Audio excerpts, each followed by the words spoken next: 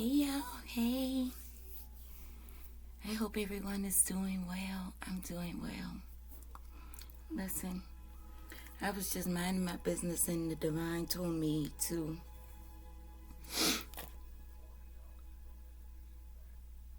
get on here and share my message. Yes, I did. I just washed my face, lint, stuff, whatever.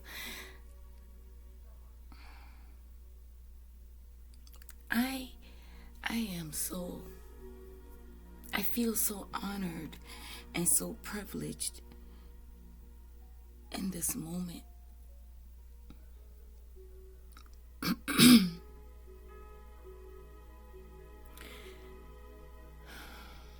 every day, every single day,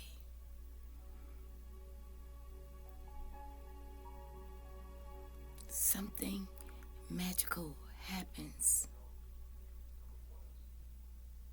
Every day, every single day. I don't even like. Let me just, ground myself. Every day something magical happens.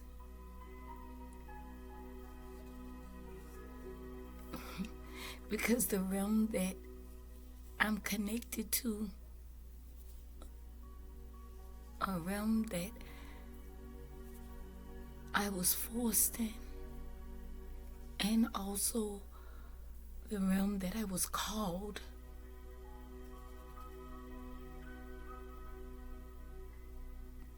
It's all magical.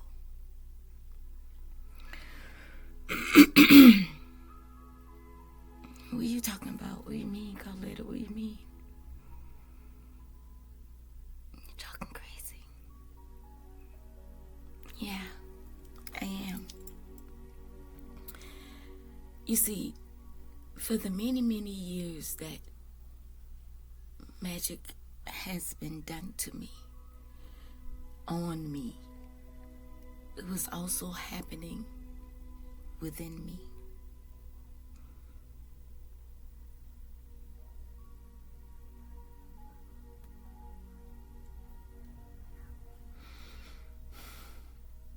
When I was 11 years old, I was raped for the first time.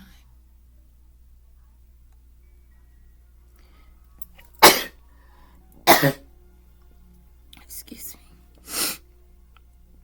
And I shared this story on my Facebook channel. It might be here too. Y'all, this is not about sympathy. I'm fine. I'm good.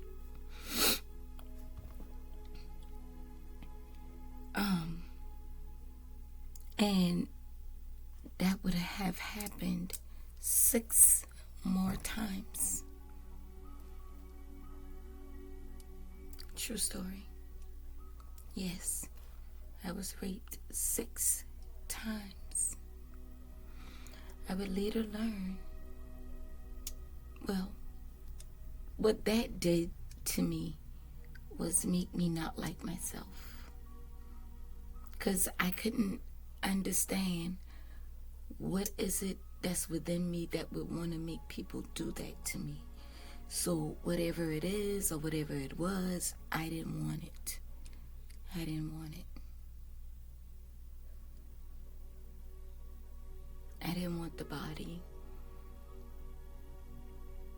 I didn't want the beautiful skin.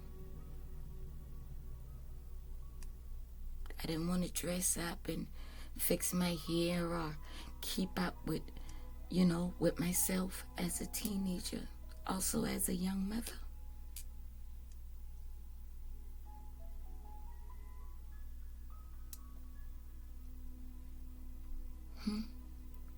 Yeah, there were times when I felt good about myself, but within me, I didn't want it. In my teen years, I attempted to commit suicide. The first time, I was 12 years old.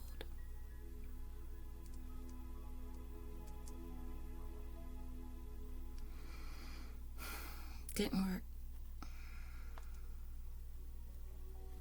The second time, I was 15. It didn't work.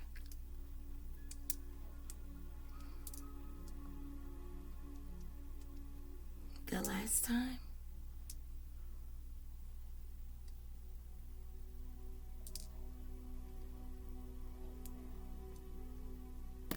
I was 23.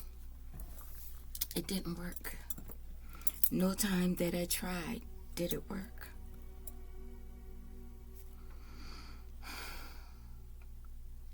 I would later learn that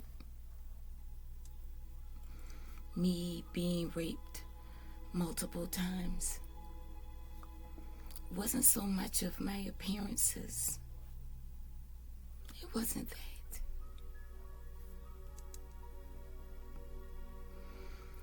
It wasn't so much of what I thought I could take away from myself or take myself away from. It wasn't any of that.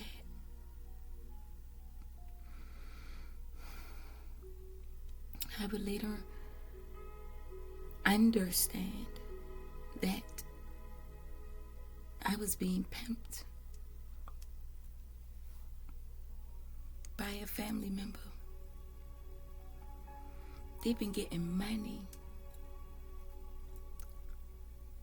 They've been getting money every time they allowed this person to violate me.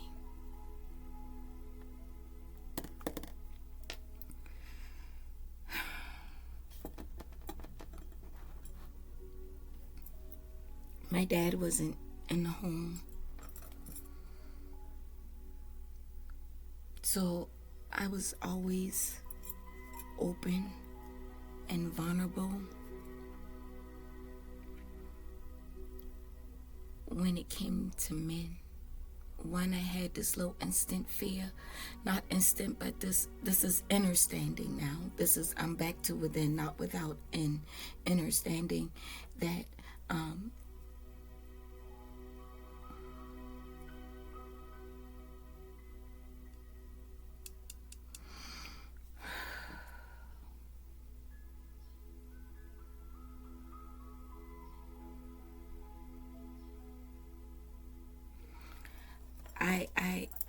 I would understand then that I wasn't born like average people, like normal people.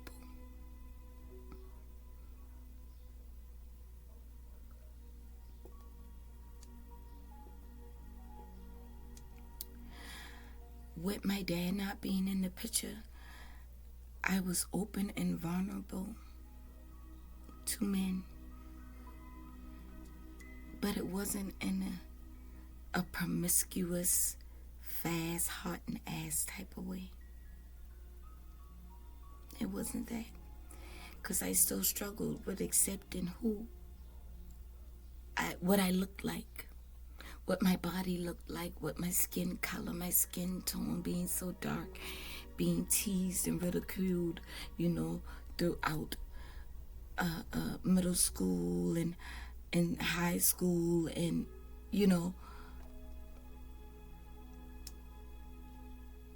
and have been raped multiple times, and not just by one person.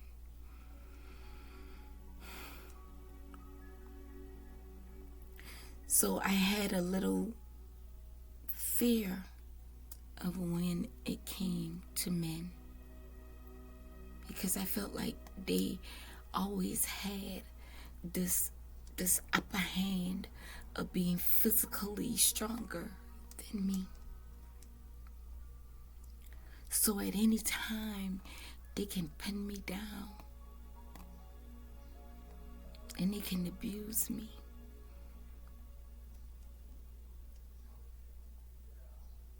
At any time, they can take advantage of me. So if they be nice, just let them be nice.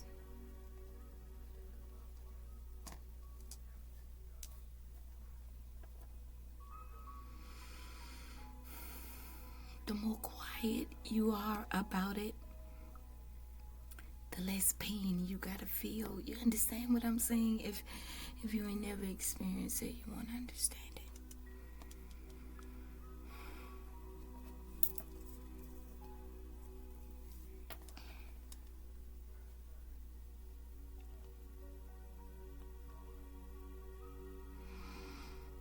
So I kept so many things hidden within me.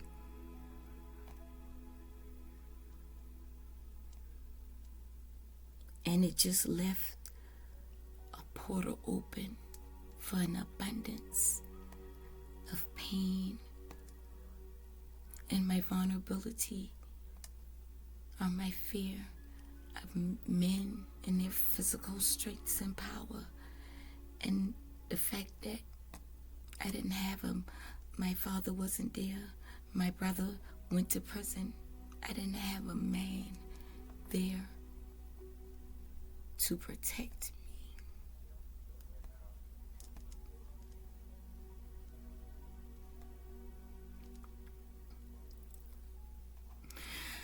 So I always felt like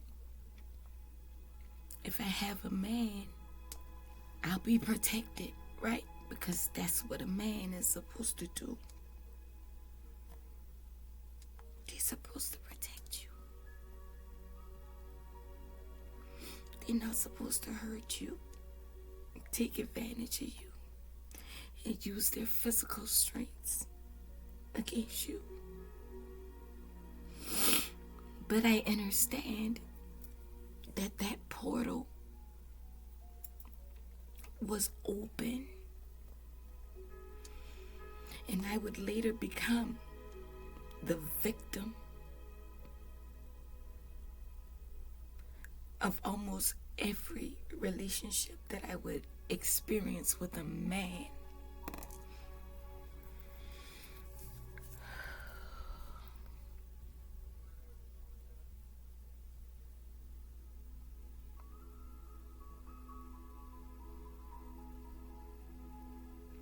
So I decided, okay, I'm gonna get closer to God, and I'll get me a man so I can feel safe. Even if he's the one that's abusing me, at least it's just him and not others. Just him. Cause ain't nobody gonna mess with me. No more mans ain't gonna try to take advantage of me. Cause I already got one who already do that. So nobody else ain't gonna mess with me. Cause he ain't gonna let nobody else take advantage of me. Cause he already taking advantage of me. You feel me?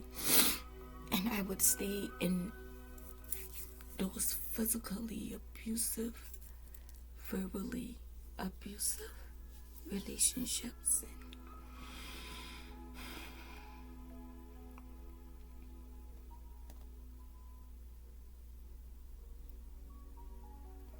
And when they were good to me, they were really good to me. And then when I tried to set a boundary, they were really ugly. So I decided, okay, Carletta, fuck it. That's just what it is. That's just what your life is supposed to be. That's just how it is for you. And I said, well, if that's the case, I don't want this anymore. And that's when I my last attempt to commit suicide. I was in my 20s.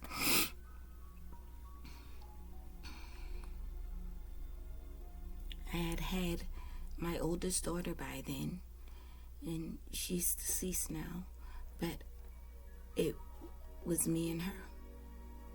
She didn't have any siblings at the time, and I found it very selfish and cold-hearted of me to want to take myself away from my baby, because if I'm not there to protect her, who will?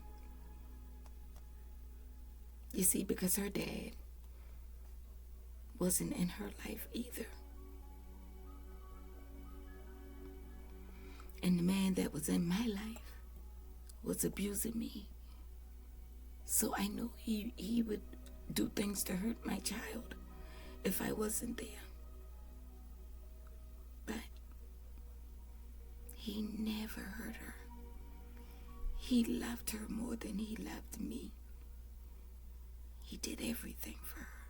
He showed up for her. He protected her. This wasn't her father. He was amazing to her, and I adored the way that he loved her. There was no abuse or nothing like that. He loved her as if she was his own. I appreciated him for that, for the rest of my life, to the point that we'd have a child.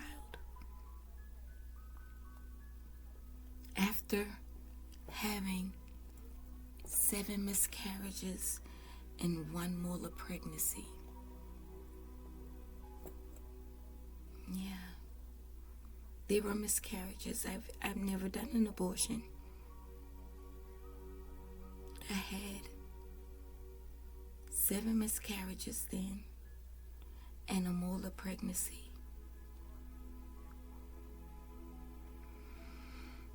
That molar pregnancy led to cancer.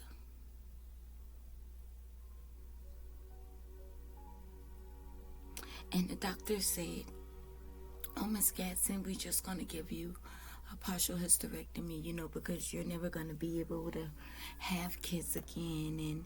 And,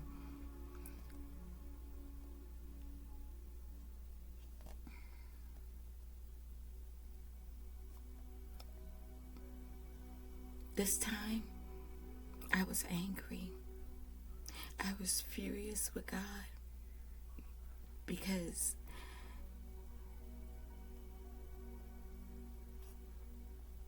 what did I do to deserve all of this?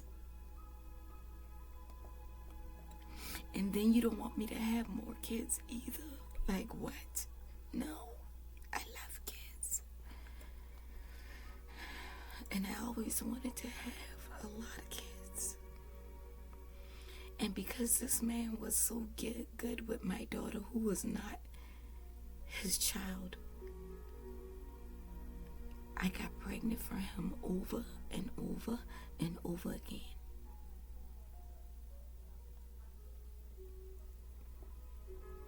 But due to the toxicity of our relationship, every time I got pregnant, I lost the baby. They would have all been his kids. He's an amazing father. He was.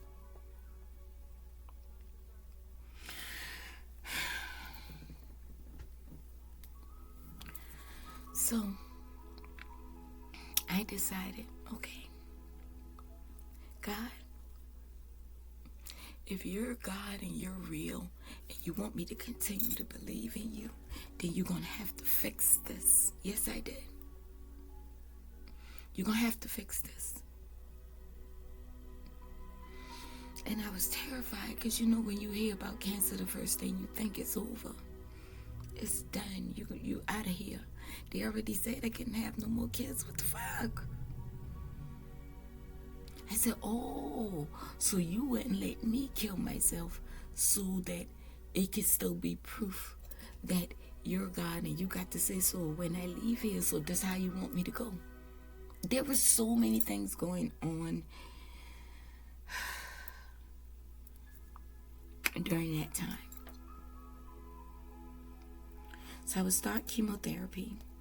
and they wanted to do radiation and a few other things, and I denied them all.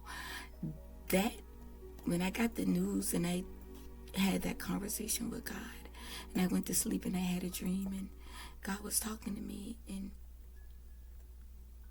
gave me specific instructions on what to do and what not to do. And I followed those instructions.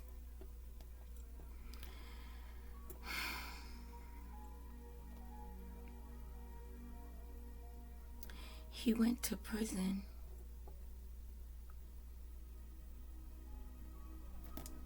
Three days before I found out that I had cancer.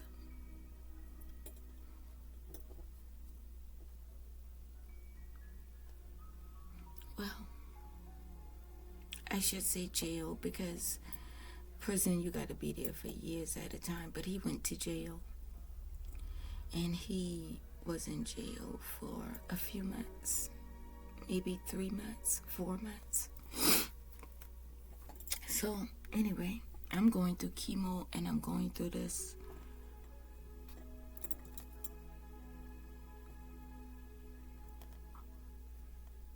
And I'm following the instructions that the divine gave me. It was the hardest thing I had to do, because what the divine told me and what the doctors told me, they didn't add up. It did not make sense. So I had to choose who I was going to trust and who I was going to believe in. Do you believe in this God?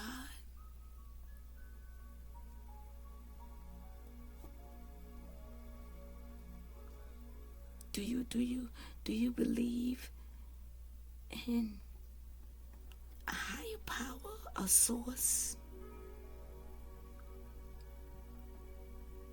Do you believe in Buddha? Do you believe in Jesus? Do you believe in Farrakhan?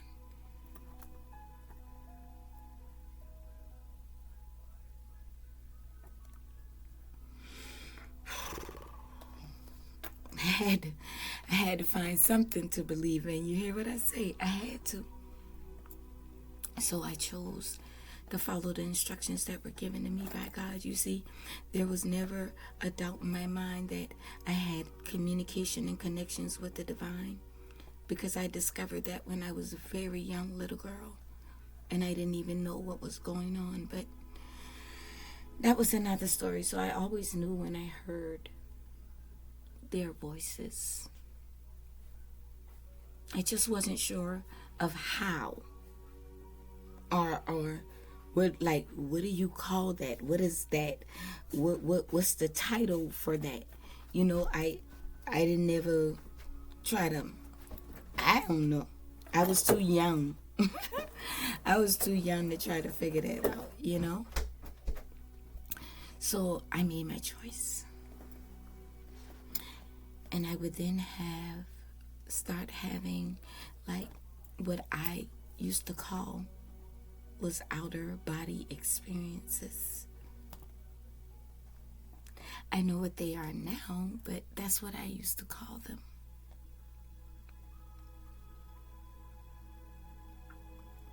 And this voice would come and get me and take me places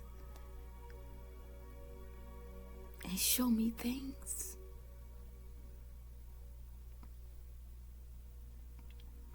The first few journeys, I was terrified. I was scared, and I thought, okay, I'm dying. I'm leaving. I'm dying.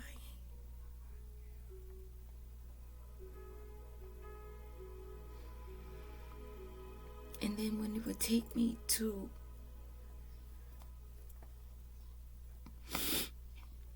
the past places of myself where I was hurt and I was taken advantage of and betrayed and abused, or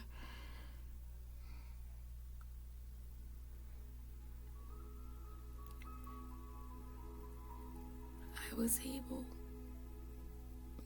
to see myself like that.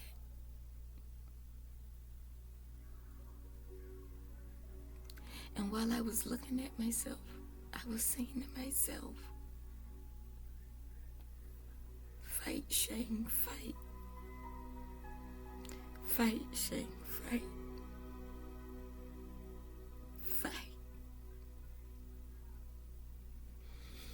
And I was just looking at myself, telling myself, fight, you better fight.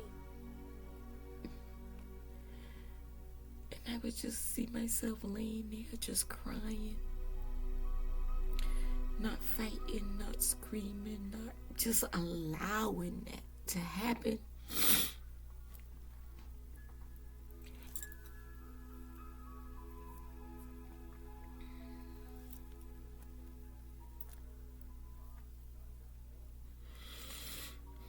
When I would awaken the next day, I used to go in my closet. I had a little small walk-in closet, and I had a little, I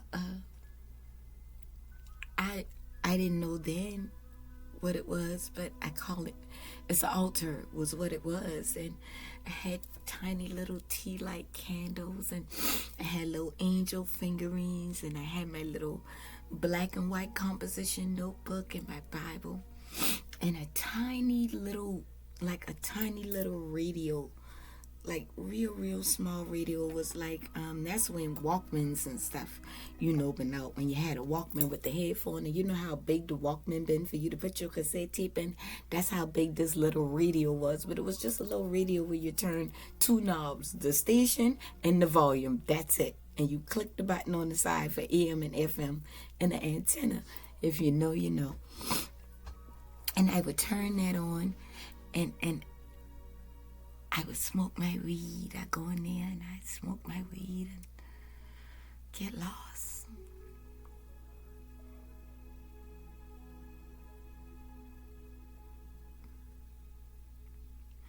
And I would write, and I would be in there for hours and not know that I was in there that long. But I would be in that closet for hours writing in my journal. Whatever was coming to me, I was writing it down.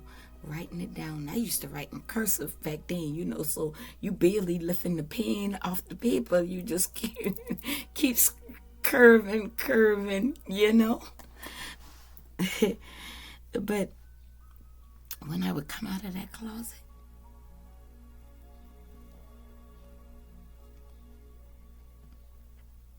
I would be reminded of the journey that I took that night while resting. And every time I found myself in a situation where I felt like my back was being pushed against the wall, or a motherfucker been trying to try me, or try to take advantage of me in some type of way, or trying to, play me or do me some type of harm or whatever, all I keep hearing myself say was, fight, Shane, fight. Fight, Shane, fight. Yeah.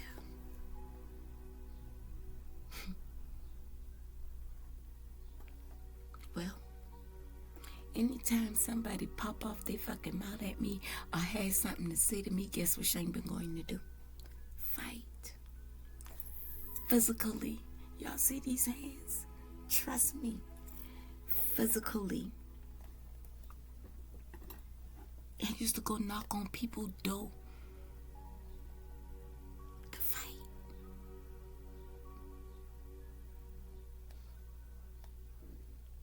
I still wasn't comfortable though.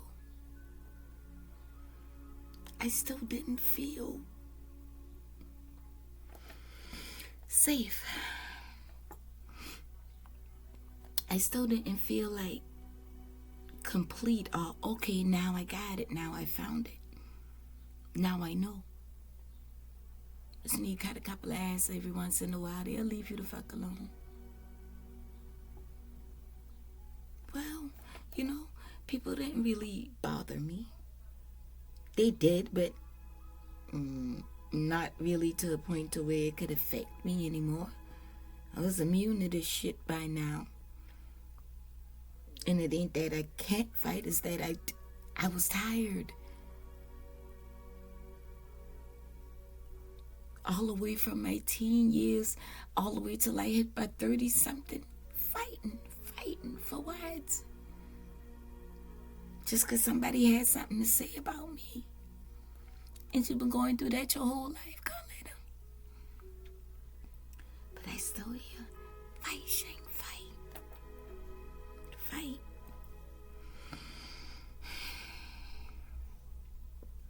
Yeah. While I've been going through chemotherapy, I still been out there knocking on people's fucking door wanting to fight.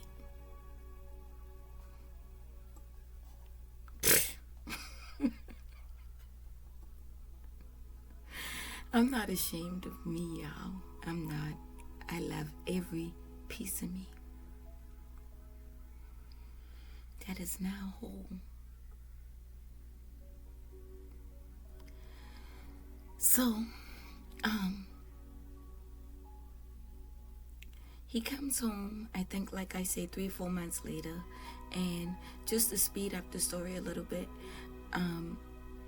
I kept going to the doctors and kept getting my chemo. And then I found out I was pregnant when I went to one of my chemo appointments. And he was like, discussing my blood work. And he was like, your counts are really high again, and we fear that the cancer is, that the chemo that you're doing is not working. We're going to need to do more testing, and you might have to consider radiation or removing your cervix. So they went and did the little vaginal exam with the what you call the thing where you show up on the screen, the ultrasound. And they did the vaginal one, and that's when they saw that there was an actual baby in there this time. If you're not familiar with a molar pregnancy, it's the sac that the baby grows in. It grows in your womb and in your stomach, but there's not an actual baby in there. But the womb continues, the sac continues to grow, I meant to say. And that was due to, again, the miscarriage that I had. They didn't clean me out properly. So my body responded to, there's a baby here. We need to build a sac to protect it. There's a baby here, because there were remains of the deceased baby still left inside of me.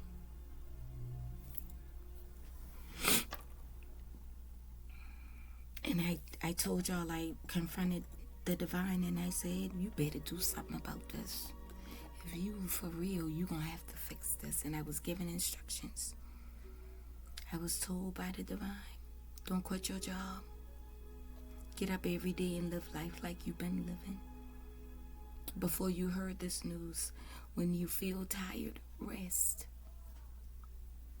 Eat what you would like. And allow them not to cut on you.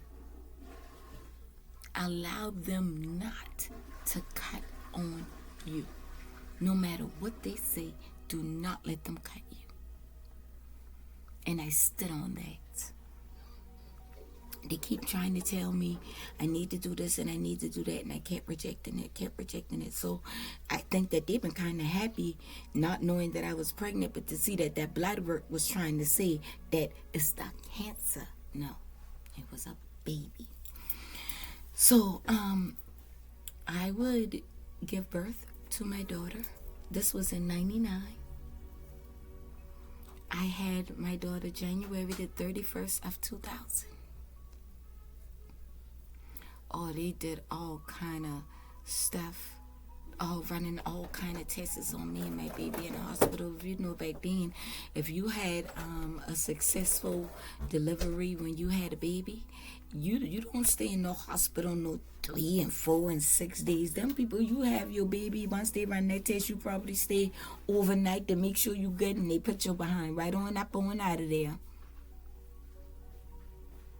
Especially if you're on Medicaid and you ain't paying out of pocket or some good health insurance, okay? They will put you right on up out of there. They had us in there for 4 days. Sticking my baby every day, drawing my blood every day, trying to find out how the fuck did this happen? How does lady get pregnant? And we doing this and putting all of this chemical and stuff like this right here in her body twice a week, every week. For 8 months, and you mean to tell me she carry a baby? And we ain't know. And the baby healthy, ain't nothing wrong with the baby. The baby wasn't affected by this poison we've been putting in her system. But wait a minute, didn't y'all say I couldn't have any more kids? That's when life started to show up magically for me every day.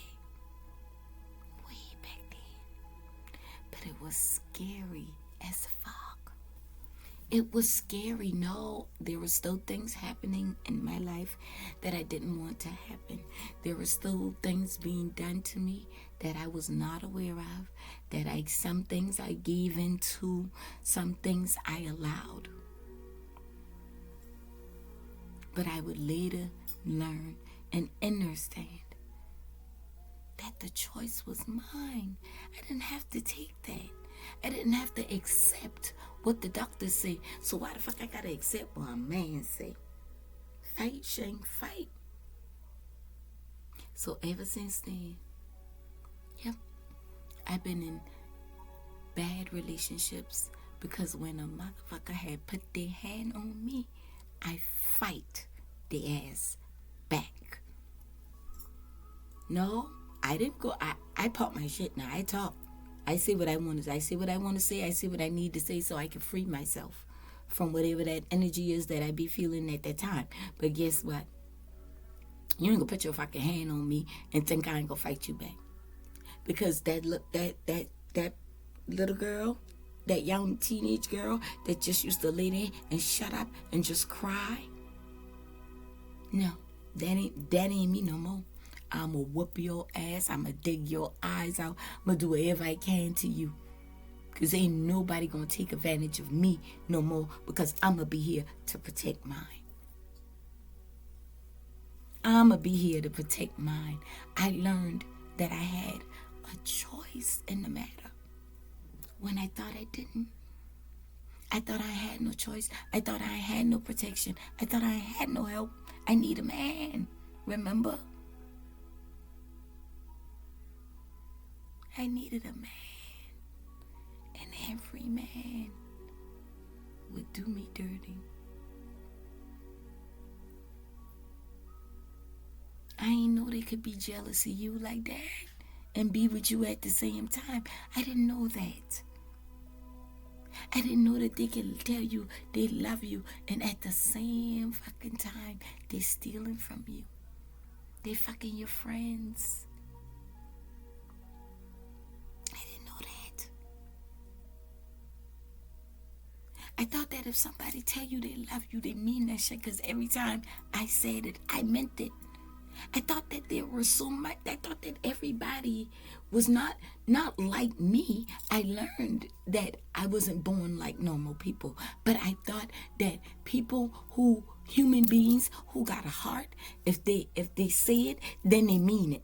That's what I thought. I thought everybody was truthful, but that people were just going through things at their own time and their own waves or whatever that make you seem to be arrogant, ignorant, asshole. You know what I'm saying? But that's just for a moment. You ain't like that for real, are you? Yes, they were. Yes, they were. I had to learn that shit the hard way. I had to learn that just because I showed up for people, that doesn't mean that they were going to show up for me.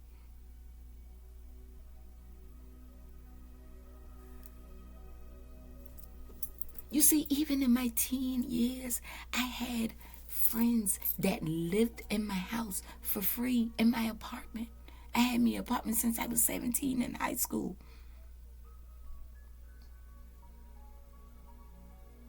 With that same dude, the one who I keep having all the miscarriages for. Yeah, we had an apartment. He was a street pharmacist. Like what? Yeah, my friend come live there with me. Her had a baby, had her dude over or whatever. Yeah, come and live with me. And the moment I went through something, this would be years later though, you ghosted me as if I was nothing and no one with no explanation. Now the divine is showing me some more magic, and I'm like, what the fuck is this? You mean the people who I bend my back over for? The people who I put my life on the line for? The people who my family stopped fucking with me about because I still been fucking cool with them?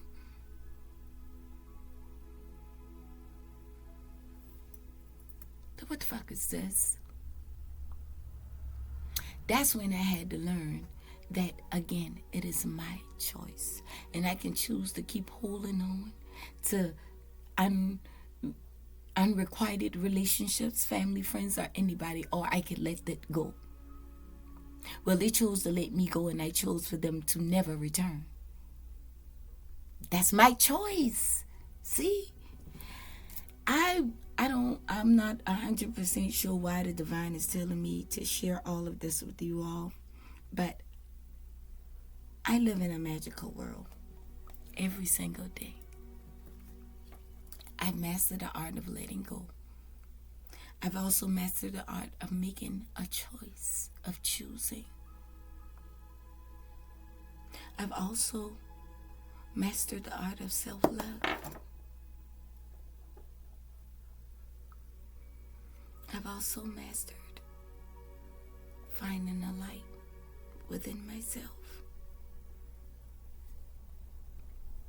You see, that young teenage girl that would continuously be raped and abused and betrayed and taken advantage of, she never had anybody. She didn't feel safe. She didn't feel protected, heard, or understood. Even though she did tell, nothing came of it.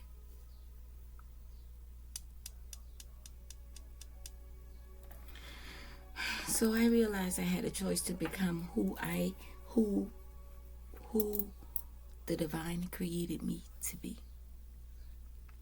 And I learned then that I had to follow instructions that would make me look crazy to other people. That's why I've never been mean to people. When you see weird people walking down the street and doing weird things and saying weird things, I just look at them and smile. Because they're so much bolder than I'll ever be about my craziness, right? Everybody has their own thing. Everybody's going through their own thing. Let people be people. Let them do what they do. You just know you got a choice to do you. That's your obligation. You choose to do you. So that lost teenager in me I felt like I needed so much and I was lacking so much and I wanted so much and I wasn't able to, understand these things until like in my 30s. But I want to introduce y'all to something that I did for myself from that teen's perspective, from that part of me that felt so lost, alone, unprotected, broken, confused. So I created a journal, and it's called Becoming Me, a Teen's Guide and Journal to Spirit and Self. This is not just for teenagers. I did this from my teen self perspective. This is my first, you see it? The Heart Alchemist Coletta is cut off.